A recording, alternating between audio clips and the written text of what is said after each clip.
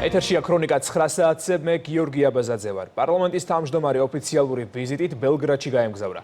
სერბეთში ვიზიტის ფარგლებში შალვა პაპუაშვილი მონაწილეობას მიიღებს ევროკავშირის წევრობის კანდიდატი ქვეყნების პარლამენტების თავმჯდომარეთა პირველ სადამფუძნებლო კონფერენციაში, რომელიც სერბეთისა და უკრაინის პარლამენტის თავმჯდომარეების ინიციატივით იმართება. კონფერენციის მიზანია ქმედითი ფორმატის ჩამოყალიბება, რომელიც კანდიდატ ქვეყნებს შორის საპარლამენტო დიალოგის გაღრმავებას, ინფორმაციის გაცვლას, პოზიციების კოორდინაციასა და ევროკავშირში ინტეგრაციის პროცესში ურთიერთ მხარდაჭერას ითვალისწინებს. შალვა პაპუაშვილი მონაწილეებს სიტყვით მიმართავს და სამუშაო სესიებში მიიღებს მონაწილეობას. კონფერენციის დასასრულს მონაწილეები ერთობლივ განცხადებას მიიღებენ.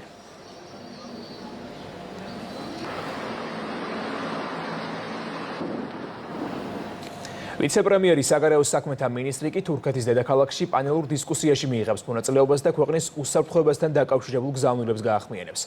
ღონისძიებაზე სახელწოდებით მოკავშირეები ანკარაში შეხვედრები და პანელური დისკუსიები გაიმართება და ის თურქეთის კომუნიკაციების დირექტორატის, პოლიტიკის, ეკონომიკისა და სოციალური კვლევების ფონდისა და მიუნხენის უსაფრთხოების კონფერენციის ორგანიზებით იმართება.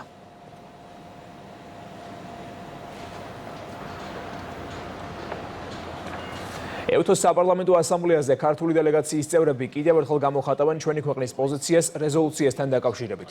როგორც ამბობენ, საქართველოზე საერთაშორისო ზეწოლა მიმდინარეობს და რეზოლუციაში ჩანაწერები პირდაპირ იმეორებს ოპოზიციის უსამართლო ბრალდებებს.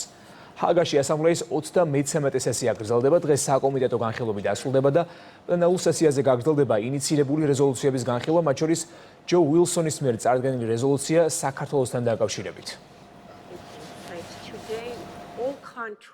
პრაქტიკულად ყველაფერი, რაც ეხება არჩევნებს, რაც ეხება კანონმდებლობას, რაც ეხება შიდა პოლიტიკურ პროცესებს, სრულიად არის მორგებული ოპოზიციურ სასაუბრო მასალას, ასე ვთქვათ, იმეორებს პირდაპირ ოპოზიციის ბრალდებებს. ეს არის კიდევ ერთი მცდელობა, უკვე რაღაც აკვიატებულ ნორმამდე მისული მცდელობა ამ ადამიანის, რომ საკუთარი ვიწრო პოლიტიკური თუ ფინანსური ინტერესებით ბოროტად გამოიყენოს საკუთარი წევრობა თუნდაც ეუთოს საპარლამენტო ასამბლეაში და ქვეყნისთვის, საქართველოსთვის დამაზიანებელი ბრალდებები კიდევ ერთხელ გააშხეროს. საქართველოზე საერთაშორისო ზეწოლა გრძელდება და ამისათვის სპეციალურად არიან გამოყოფილი ის პოლიტიკოსები, რომლებიც ადვილად ემორჩილებიან გარკვეული გლობალური ძალების ინტერესებს, რომ განახორციელონ ის ამოცანები, რომელიც მათ ინტერესშია და არა ქართული ხალხის ინტერესში.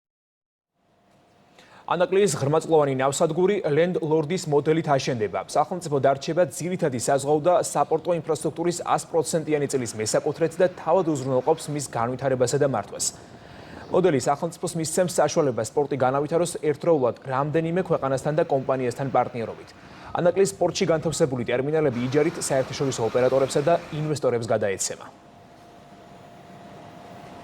ამ ახალი მოდელით საქართველოს აქვს შესაძლებლობა პორტის განვითარებაში ერთდროულად ჩართოს რამოდენიმე საერთაშორისო პარტნიორი, რომლებსაც გააჩნიათ როგორც მსგავსი ტიპის ნავსადგურების ოპერირების გამოცდილება, ასევე აქვს შესაძლებლობა მოიზიდონ დამატებითი ტვირთნაკადები, რაც რა თქმა უნდა მოგცემს შესაძლებლობას, რომ გადანაწილდეს როგორც რისკები, ასევე იყოს ყველა ჩართული ქვეყნისა თუ კომპანიის ინტერესები დაბალანსებული.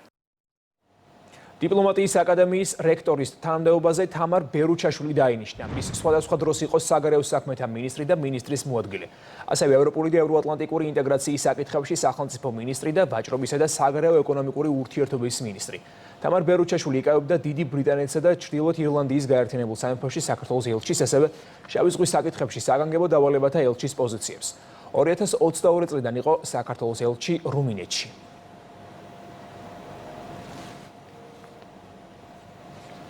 ახალციხეში ხანძთელის ქუჩის 32-ში მდებარე საცხოვრებელი კორპუსის ფასადისა და სადარბაზოების სარეაბილიტაციო სამუშაოები დასრულდა. პროექტი ადგილობრივი ბიუჯეტიდან გამოყოფილი თანხით დაფინანსდა. დასრულებულ პროექტს მუნიციპალიტეტის მერი და საკრებულოს თავმჯდომარე მოადგილეებთან ერთად გაეცნენ.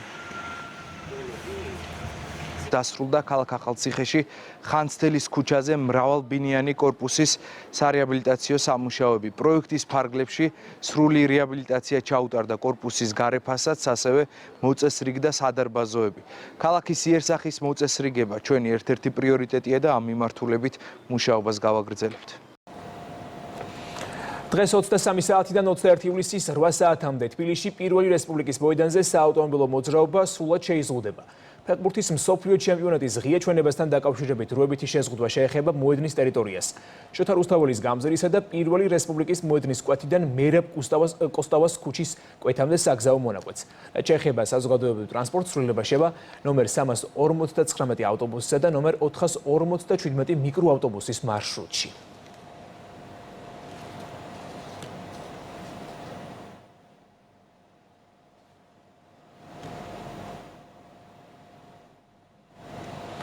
ივლისის დღის პირველ ნახევრამდე სინოპტიკოსები აღმოსავლეთ საქართველოში დრო გამოშვებით წვიმას, უგან კი ძლიერს პროგნოზირებენ, განსაკუთრებით კახეთის რეგიონში, სადაც შესაძლებელია ელჭექი, სეტყვა და ქარის გაძლიერება.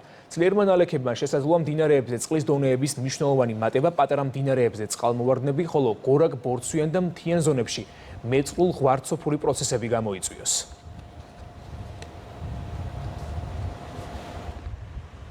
დღის მეორე ნახევრიდან აღმოსავლეთ საქართველოს უმეტეს რაიონში კვლავ მოსალოდნელია ხანმოკლე წვიმა და ელჭექი. აღმოსავლეთ საქართველოში ზოგან შესაძლებელია ძლიერიც აღინიშნოს, ასევე ნავარაუდევია ზოგიერთ რაიონში სეტყვა, ქარის გაძლიერება ელჭექის დროს.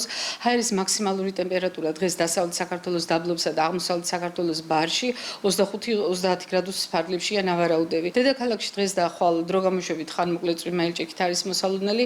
ჰაერის მაქსიმალური ტემპერატურა დღეს იქნება დაახლოებით 27-29 გრადუსის ფარგლებში. ეს ბოლო ინფორმაცია იყო ამ დროისთვის. ქრონიკა ეთერში დაბრუნდება 10 საათზე. დღის სხვა საინტერესო თემებით კი ეთერს განაგრძობს იმედის დილა. დროებით.